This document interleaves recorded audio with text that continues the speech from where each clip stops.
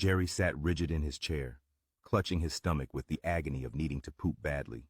Across the counter, Mr. Thompson droned on about his latest fishing trip, oblivious to Jerry's plight. He nodded enthusiastically, uttering, "Wow, that sounds incredible." While inside, Jerry was rapidly approaching a crisis. Every second felt like a lifetime, and Jerry's face turned a shade of red that could rival a ripe tomato. He thought about escaping, but Mr. Thompson continued, "And you should have seen the size of that carp." Jerry's eyes darted to the door, praying for a rescue, but the man's story showed no sign of ending. Each word was like a hammer pounding in Jerry's head, making his discomfort exponentially worse. He imagined himself as a balloon about to burst, his insides a ticking time bomb ready to explode at any moment.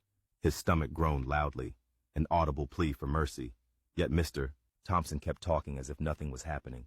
Finally, Jerry's face contorted in a grimace, trying to hold back what felt like an inevitable disaster. He clenched every muscle he had, times 10, but it was no use. The pressure was unimaginable. Suddenly, Mr. Thompson announced, "Well, I better get going," and started walking away from the counter. Jerry's heart leapt with relief and dread at the same time, knowing he was now free from the torment of conversation. He bolted to the bathroom, but fate was not on his side. He reached his limit just as he unbuttoned his pants. With a tragicomic sigh, Jerry realized he was going to do the unthinkable. Poop himself right there. It was a moment of irony and exaggeration wrapped into one disastrous event. His worst nightmare come true. He looked down in horror as the shameful warm mess spread across his pants like a splash of molten lava. In that instant, he knew humor was only a thin veneer over the catastrophe unfolding beneath him. He chuckled bitterly at the cruel irony that he had spent so long wishing for an end to the conversation.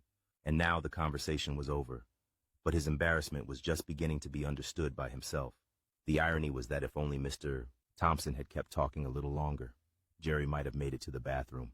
But life had a plan, and it was written in the splatters on his pants instead of in polite conversation.